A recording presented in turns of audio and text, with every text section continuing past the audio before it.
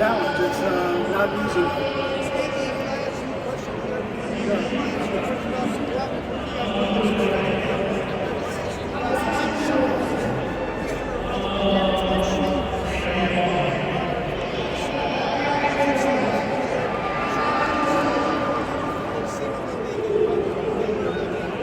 Yeah, no, he was Mr. Irrelevant, and he's done a great job. I remember talking to the coach at Iowa State, his head coach, and he said he completely changed the program around. And he's doing the same thing here. I mean, I'm sure Kyle's very glad to have him on board, and he's doing a phenomenal job for him.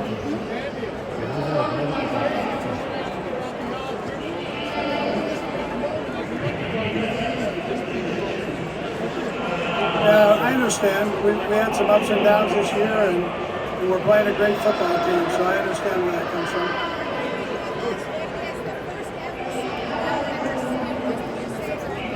Yeah, I think it's great for Las Vegas. Las Vegas is growing, and it's been around a long time, but it's growing rapidly. And you look at all the places that we've been going, and you see buildings going up. And I just think it's great. It's great for the National Football League. It's great for the city.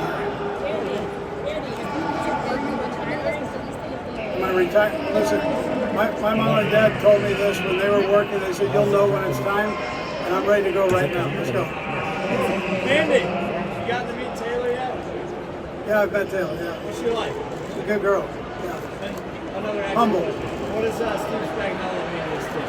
Yeah, Steve is he means the world to the team. He's done a great job, and he's a big part of this. He runs our defense, and you've seen how our defense has played this year. They've done very well, and that's because of his ability to teach and the coaches that he has there that are good teachers.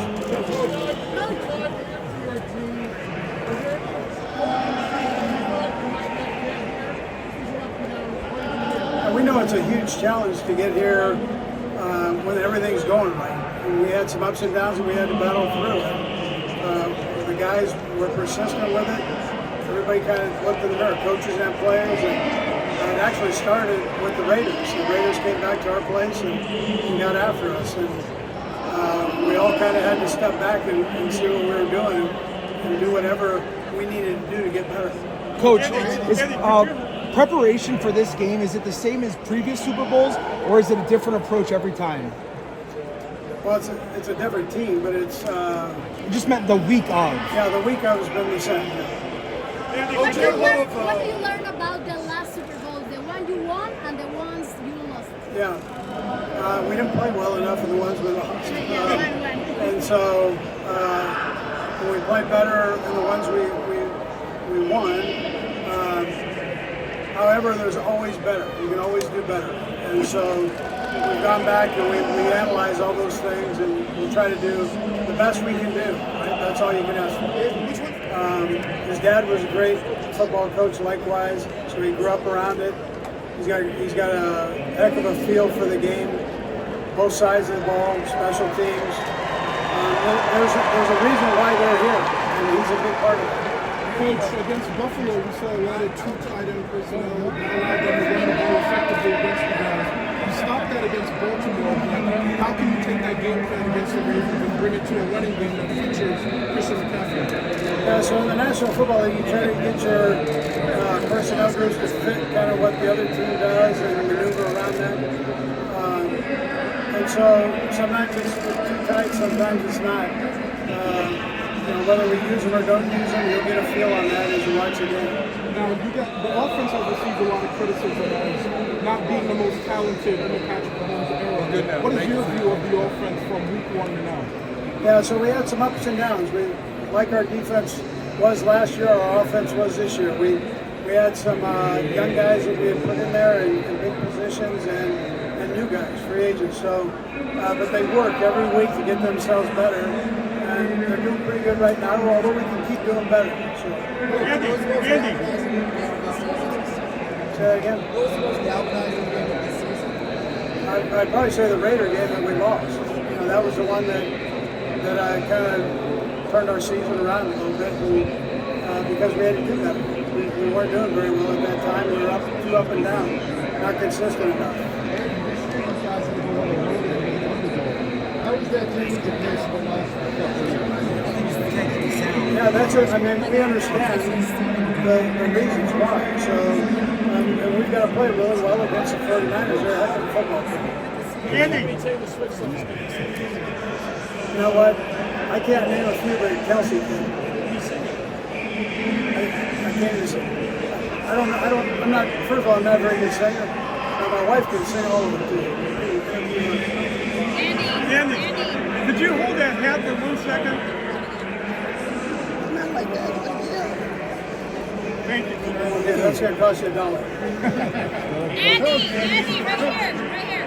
How challenging is it to get here year in and year out and promote discipline in your building? Yeah, so you know you're going to get everybody's best shot when you're a good football team, and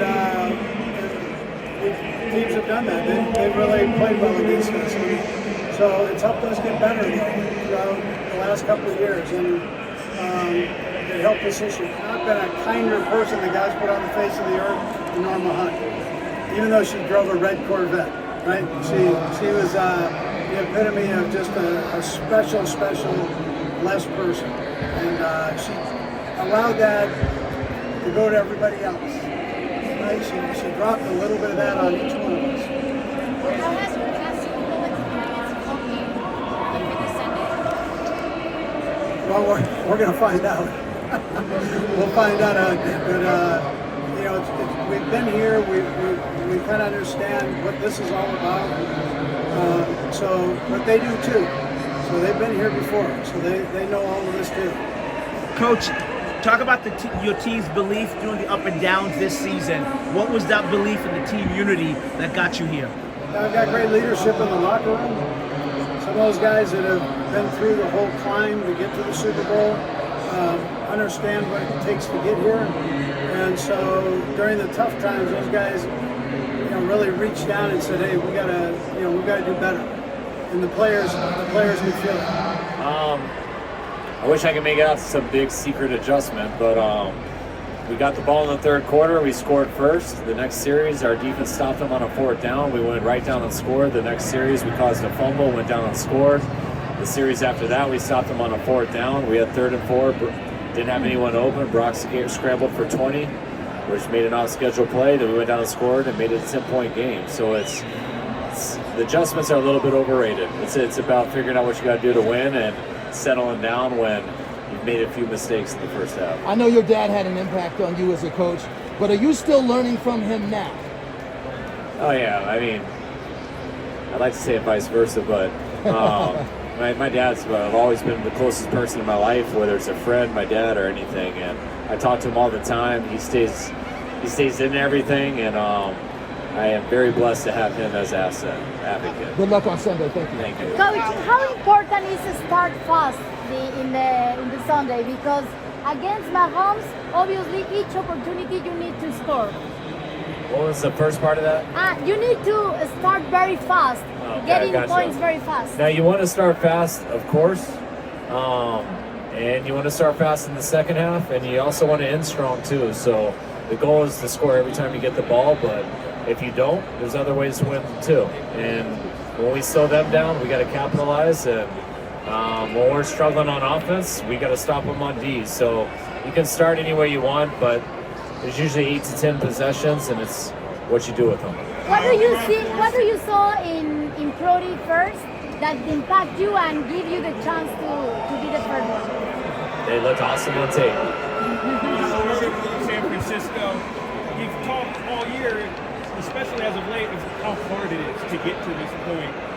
How do you balance appreciating these moments in the moment while also being locked in and focusing on that end goal? I mean, when you got to come to stuff like this, it's cool and you appreciate it, being here with all the team and stuff, but like everything else is about a routine, and it's the same as every other week. We're getting ready for a 3-hour game, and we better play our best to beat a good team like this. And nothing changes. The Super Bowl playoffs, it's all just football. The stakes are higher, but that's what you always go back to. You obviously in the moment, but you have a chance for history. Father and son to win a Super Bowl. Obviously, the 49ers haven't won since you were a teenager. When your dad was OC, what would it mean to accomplish that, to win a Super Bowl? bring it back to the 49ers when you got that decision? I don't sit here and think a lot about what it would mean or what it would mean to not win it. I just want to be myself, and I want our team to be themselves in those 3 hours. And whatever happens after it, then you react. And to answer your question, if you win, I bet it's going to be pretty damn special. And if you lose, it's tough, and you got to deal with it. And however long that takes, then you come back to fight another. There's been a lot of conversation about how you and Christian McCaffrey, your dad coached his dad. I was wondering, do you remember how old Christian was the first time you met him? I just remember there was a bunch of, first of all, his dad was my hero. That was who I cut my shoes like him. I wore my shoulder pads like him. I had Tourette's like him after he caught everything in farmer blowed every time he caught a pass and shook his head. So like I've always loved Ed, and I just knew he had a bunch of crazy boys, and they all just played tackle football outside the games together and killed each other all the time. It was hard to tell each one which the difference was. Everyone acts like I babysat him, but that was my sister. I ditched that by that time when I saw what we had to deal with.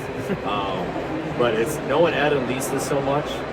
I had an idea of Christian and all those kids when they were younger, but I know Ed and Lisa very well, and to have Christian here the last year and a half is really cool because his parents are awesome people. His dad was a hero of mine.